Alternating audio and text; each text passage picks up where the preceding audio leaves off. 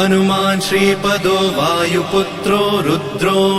नघोजरः अमृत्यवीरवीरश्च ग्रामवासो जनाश्रयः धनदो निर्गुणः शूरो वीरो निधिपतिर्मुनिः पिङ्गाक्षो वरदो वाग्मी सीताशोकविनाशकः शिवः शर्वः परो व्यक्तो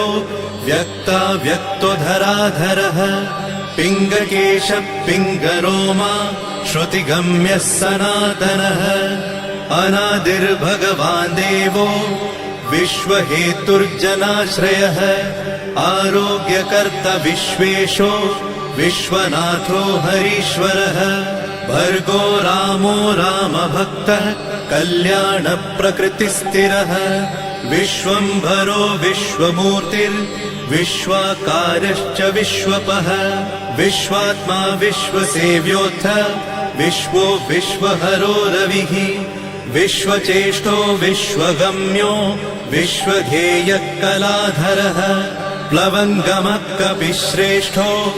ज्येष्ठो विद्यावनेचरः बालो वृद्धो युवा तत्त्वगम्यः सुखो यजः अञ्जनासूनुरव्यग्रो ग्रामशान्तो धराधरः भूर्भुवः स्वर्मर्हलोको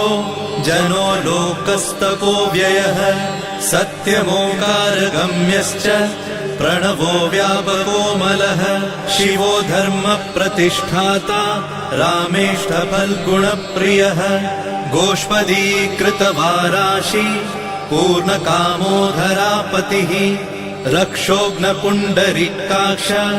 शरणागतवत्सलः जानकी प्राणदाता च रक्षप्राणापहारकः पूर्णसत्त्वपीतवासा दिवाकरसमप्रभः द्रोणहर्ता शक्तिनेता शक्तिराक्षसमारकः रक्षोघ्नो रामदूतश्च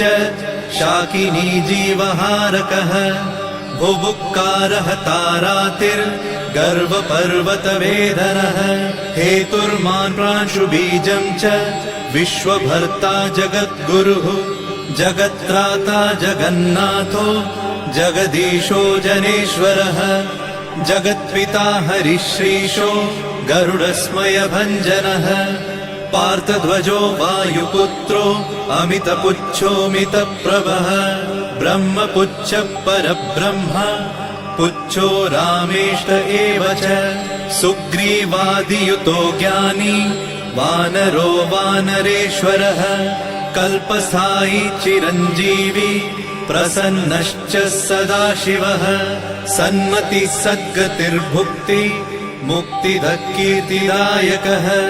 कीर्तिः कीर्तिपदश्चैव समुद्रः श्रीपदः शिवः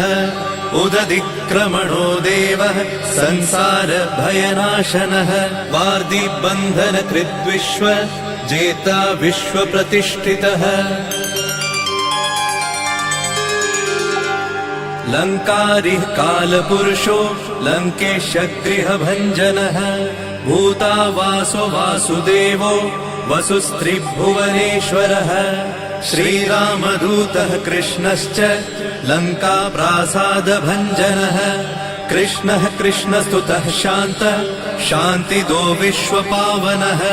विश्वभोक्ता च मूर्तिग्रह ब्रह्मचारी जितेन्द्रियः ऊर्ध्वगोलाङ्गुलीमाली लाङ्गूलहतराक्षसः समीरतनुजो वीरो वीरमारो जयप्रदः जगन्मङ्गलदः पुण्यः पुण्यश्रवणकीर्तनः पुण्यकीर्तिः पुण्यगतिः जगत्पावनपावनः देवेशोजितरोधश्च रामभक्तिविधायकः ध्याता ध्येयो नभः साक्षी चेतश्चैतन्यविग्रहः ज्ञानदः प्राणदः प्राणो जगत्प्राणः समीरणः विभीषणप्रियः शूरो पिप्पलाश्रयसिद्धिदः सुहृत्सिद्धाश्रयः कालः कालभक्षकभर्जितः लङ्केशनिधनस्थायी लङ्कादाहक ईश्वरः चन्द्रसूर्याग्निनेत्रश्च कालाग्निः प्रलयान्तकः कपिलः कपिशः पुण्य राशिर्द्वादश राशिगः सर्वाश्रयो प्रमेयात्मा रेवत्यादिनिवारकः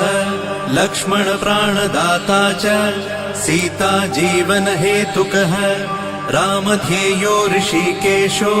विष्णुभक्तो जटिबली देवारिदर्पहा होता कर्ता हर्ता जगत्प्रभुः नगरग्रामपालश्च शुद्धो बुद्धो निरन्तरः निरञ्जनो निर्विकल्पो गुणातीतो भयङ्करः हनुमान्शद्दुराराध्यः तपःसाध्यो मरेश्वरः जानकी घनशोकोत्थ तापहर्ता परात्परः वाङ्मयः सदसद्रुपः कारणं प्रकृतेः परः भाग्यदो निर्मलो नेता पुच्छलङ्काविदाहकः पुच्छबद्धो यातु धानो यातु धान रिपुप्रियः छायापहारि भूतेषु लोकेशः सद्गतिप्रदः प्लवङ्गमेश्वरः क्रोधः क्रोधसंरक्तलोचनः क्रोधहर्ता तापहर्ता भक्ता भयवरप्रदः भक्तानुकम्पि विश्वेश पुरुहूतः पुरन्दरः अग्निर्विभावसुर्भास्वान् यमो निरृतिरेव च वरुणो वायुगतिमान् वायुः कौबेर्ईश्वरः रविश्चन्द्रः कुजः सौम्यो गुरुः काव्यो शनैश्चरः राहुकेतुर्मरुद्धोता धाता हर्ता समीरजः मशकीकृतदेवारिः दैत्यारिर्मधुसूदनः कामः कपिः कामपालः कपिलो विश्वजीवनः भागीरथीपदाम्भोजः सेतुबन्धविशारदः स्वाहा स्वधा हविः हव्यकव्यप्रकाशकः स्वप्रकाशो महावीरो लघुश्चामितविक्रमः प्रडिनोडीनगतिमान् सद्गतिस्पुरुषोत्तमः जगदात्मा जगद्योनिर्जगदन्तो ह्यनन्तकः विपाप्मा निष्कलङ्कश्च महान् महदहङ्कृतिः खं वायुः पृथिवीयप वह्निर्दिक्काल एव च क्षेत्रज्ञः क्षेत्रपालश्च पल्वलीकृतसागरः हिरण्मयः पुराणश्च खेचरो भूचरो मनुः हिरण्यगर्भः सूत्रात्मा राजराजो विशाम्पतिः वेदान्तवेद्योद्गीतश्च वेदाङ्गपारगः प्रतिग्रामस्थितः साध्य स्फूर्तिदाता गुणाकरः नक्षत्रमालिभूतात्मा सुरभिः कल्पपादपः चिन्तामणिर्गुणनिधिः प्रजापतिर्नुत्तमः पुण्यश्लोकः पुरारातिर्ज्योतिष्मान् शार्वरीपतिः किलिकिल्यारवत्रस्त भूतप्रेतपिशाचकः ऋणत्रयहरः सूक्ष्मः स्थूलः सर्वगतः पुमान् अपस्मारहरः स्मर्ते श्रुतिर्गाथा स्मृतिर्मनुः स्वर्गद्वारः प्रजाद्वारो मोक्षद्वारं कपीश्वरः नादरूपः परब्रह्म ब्रह्म ब्रह्मा पुरातनः एको नैको जनः शुक्ल स्वयं ज्योतिरनाकुलः ज्योतिर्ज्योतिरनादिश्च सात्विको राजसत्तमः तमोहर्ता निरालम्बो निराकारो गुणाकरः गुणाश्रयो गुणमयो बृहत्कायो बृहद्यशाः बृहद्धनुर्बृहत्पादो बृहन्मूर्धा बृहत्स्वनः बृहत्कर्णो बृहन्यासो बृहन्नेत्रो बृहद्गलः बृहद्यत्नो बृहच्चेष्टो बृहत्पुच्छो बृहत्करः बृहद्गतिर्बृहत्सेव्यो बृहल्लोकफलप्रदः बृहच्छक्तिर्बृहद्वाञ्छा फलदो बृहदीश्वरः बृहल्लोकनुतो द्रष्टा विद्यादाता जगद्गुरुः देवाचार्यः सत्यवादी ब्रह्मवादी कलाधरः सप्तपातालगामी च मलयाचलसंश्रयः उत्तराशास्थितः श्रीदो दिव्यौषधवशः खगः शाखामृगः कपीन्द्रश्च पुराणः श्रुतिसञ्चरः चतुरो ब्राह्मणो योगी योगगम्यः परात्परः अनादिनिधनो व्यासो वैकुण्ठः पृथिवीपतिः पराजितो जिताराशिः सदानन्दश्च ईशिता गोपालो गोपतिर्गोप्ता कलिः कालः परात्परः मनोवेगी सदा योगी संसारभयनाशनः तत्त्वदाता च तत्त्वज्ञः तत्त्वं तत्त्वप्रकाशकः शुद्धो बुद्धो नित्ययुक्तो युक्ताकारो जयप्रदः प्रलयोमितमायश्च मायातीतो विमत्सरः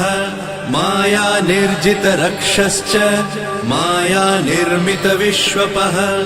मायाश्रयश्च निर्लेपो मायानिर्वञ्चकसुखः सुखी सुखप्रदो नागो महेश कृतसंस्थवः महेश्वरः सत्यसन्धः शरभः कलिपावनः रसो रसज्ञसम्मानः तपश्चक्षुश्च भैरवः घ्राणो गन्धस्पर्शनञ्च स्पर्शोऽहङ्कारमानदः नेति नेतिति गम्यश्च वैकुण्ठभजनप्रियः गिरिशो गिरिजाकान्तो दुर्वासः कविरङ्गिराः भृगुर्वसिष्ठश्च वनः तुम्बुरुर्नारदो मलः विश्वक्षेत्रं विश्वबीजं विश्वनेत्रश्च विश्वपः याजको यजमानश्च पावकः पितरस्तथा श्रद्धा बुद्धिक्षमा तन्द्रा मन्त्रो मन्त्रयुतस्वरः राजेन्द्रो भूपतिकण्ठ माली संसारसारथिः नित्यसम्पूर्णकामश्च भक्तकामधुगुत्तमः गणपकीशपो भ्राता पिता माता च मारुतिः सहस्रशीर्षा पुरुषः सहस्राक्ष सहस्रपात् कामजित् कामदहन कामकाम्यफलप्रदः मुद्रहारी रक्षोघ्नः क्षितिभारहरो बलः नखदंष्ट्रायुधो विष्णु भक्तो भयवरप्रदः दर्पः दर्पदो दृप्तः शतमूर्तिः अमूर्तिमान् महानिधिर्महाभोगो महाभोगो महार्थदः महाकारो महायोगी महातेजा महाद्युतिः महाकर्मा महानादो महामन्त्रो महामतिः महाशयो महोदारो महादेवात्मको विभुः रुद्रकर्मा क्रूरकर्मा रत्ननाभकृतागमः अम्भोधिलङ्घनः सिंहो नित्यो धर्मप्रमोदनः जितामित्रो जयः सामो विजयो वायुवाहनः जीवदाता सहस्रांशुः मुकुन्दो भूरि दक्षिणः सिद्धार्थसिद्धिदः सिद्ध सङ्कल्पसिद्धिहेतुकः सप्तपातालभरणः सप्तर्षिगणवन्दितः सप्ताभिलङ्घनो वीरः सप्तद्वीपोरुमण्डलः सप्ताङ्गराजसुखदः सप्तमात्र निषेवितः सप्तलोकैकमुकुटः सप्तहोतास्वराश्रयः सप्तच्छन्दोनिधि सप्त छन्द सप्तजनाश्रयः सप्तसामोपगीतश्च सप्तपातालसंश्रयः मेधाविकीर्तिदः शोक हरिदौर्भाग्यनाशनः सर्ववश्यकरो भर्गो दोषघ्नपुत्रपौत्रदः प्रतिवादी मुखस्तम्भो दुष्टचित्तप्रसादनः पराभिचारशमनो दुःखघ्नुबन्धमोक्षदः नवद्वारपुराधारो नवद्वारनिकेतनः नरनारायणस्तुत्यो नरनाथो महेश्वरः मेखली कवची खड्गी भ्राजिष्णुर्विष्णुसारथिः बहुयोजनविस्तीर्ण पुच्छपुच्छहतासुरः दुष्टग्रहनिहन्ता च पिशाचग्रहघातुकः बालग्रहविनाशी च धर्मो नेता कृपाकरः उग्रकृत्योग्रवेगश्च उग्रनेत्र शतक्रतुः शतमन्युस्तुतस्तुत्य महातेजो महाबलः समग्रगुणशाली च व्यग्रो रक्षो विनाशकः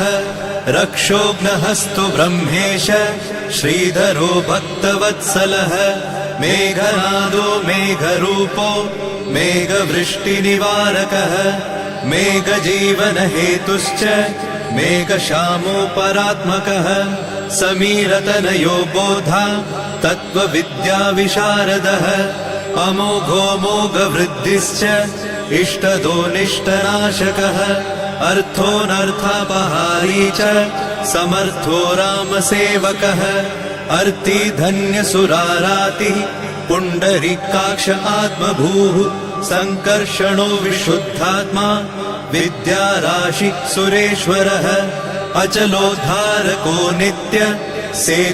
सेतुकृद्रामसारथिः आनन्द परमानन्दो मत्स्यकूर्मो निधिशमः वराहो नारसिंहश्च वामनो जमदग्निजः रामकृष्ण शिवो बुद्ध कल्की रामाश्रयो हरः नन्दी भृङ्गी च चण्डी च गणेशो गणसेवितः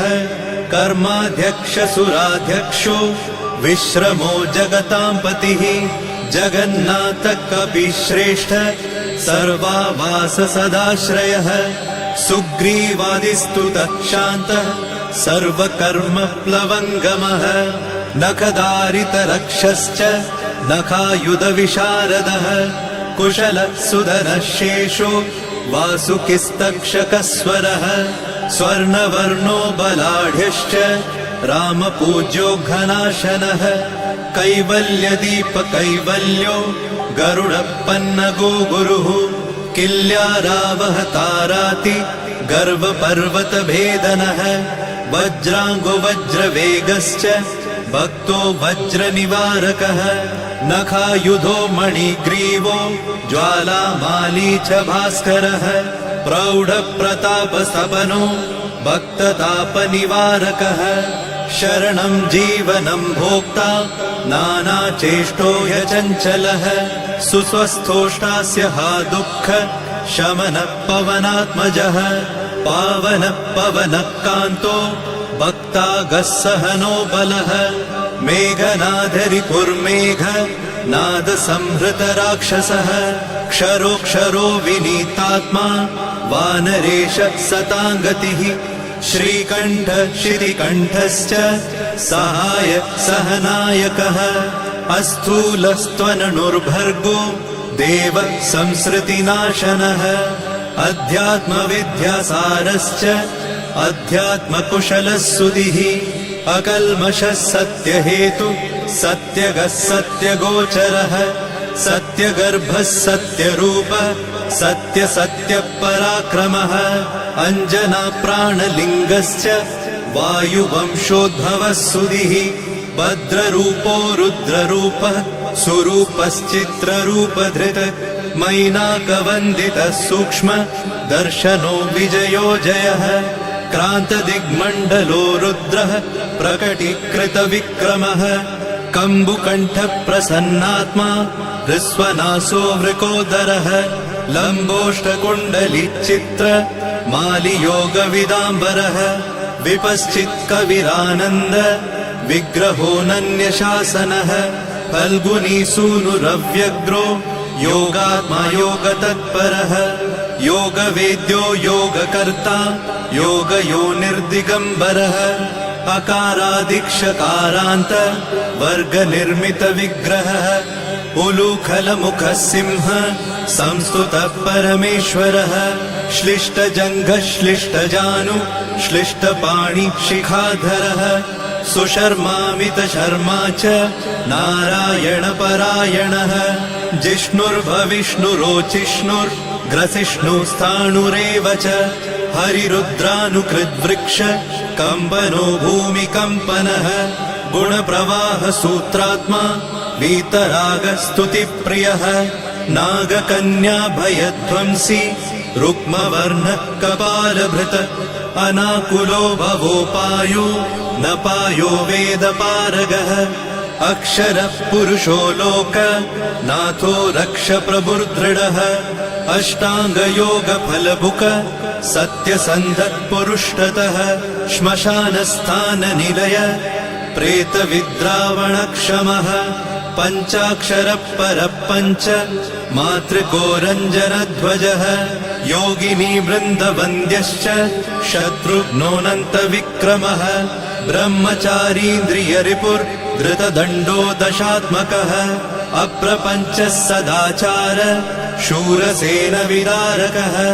वृद्धप्रमोदश्चानन्द सप्तजिह्वापतिर्धरः नवद्वारपुराधार प्रत्यग्रसामगायकः षट्चक्रधाम स्वर्लोको भयहृन्मानदो मदः सर्ववश्यकरः शक्तिर्नेता चानन्तमङ्गलः अष्टमूर्तिर्धरो नेता विरूपस्वरसुन्दरः धूमकेतुर्महाकेतु सत्यकेतुर्महारथः नन्दिप्रियः स्वतन्त्रश्च मेखली समरप्रियः लोहाङ्ग सर्वविद्धन्वि षट्कलः शर्व ईश्वरः फलभुक्फलहस्तश्च सर्वकर्मफलप्रदः धर्माध्यक्षो धर्मफलो धर्मो धर्मप्रदोऽर्थदः पञ्चविंशतितत्त्वज्ञ स्तारक ब्रह्म तत्परः त्रिमार्गवसतिर्भीमः सर्वदुःखनिबर्हणः ऊर्जस्वान्निर्गलः शूली मालिगर्भो निशाचरः रक्ताम्बरधरो रक्तो रक्तमाला विभूषणः वरमाली शुभाङ्गश्च श्वेतश्वेताम्बरो युवा जयो जय परिवारः सहस्रवदनः कविः शाकिनी डाकिनी यक्ष रक्षो भूतौघभञ्जनः सद्यो जातः कामगतिर्ज्ञानमूर्तिर्यशस्करः शम्भुतेजा सार्वभौमो विष्णुभक्तप्लवङ्गमः चतुर्नवतिमन्त्रज्ञ पौलस्त्यबलदर्पः सर्वलक्ष्मीप्रदः श्रीमान् अङ्गदप्रिय ईडितः स्मृतिर्बीजं सुरेशानः संसारभयनाशनः उत्तमः श्रीपरिवार श्रीभूदुर्गा च कामदृक् सदा गतिर्मातरिष्वा रामपादाब्जषट्पदः नीलप्रियो नीलवर्णो नीलवर्णप्रियः सुहृत् रामदूतो लोकबन्धु रन्तरात्मा मनोरमः श्रीरामध्यानकृद्वीरः सदा किं पुरुषस्तुतः रामकार्यान्तरङ्गश्च शुद्धिर्गतिर्नामयः पुण्यश्लोकपरानन्द परेश प्रियसारथिः लोकस्वामी मुक्तिदाता सर्वकारणकारणः महाबलो महावीरः पारावारगतिर्गुरुः समस्तलोकसाक्षी च समस्तसुरवन्दितः सीता समेत श्रीराम पादसेवाधुरन्धरः इति श्री आञ्जनेय सहस्रनाम स्तोत्रम् सम्पूर्णम्।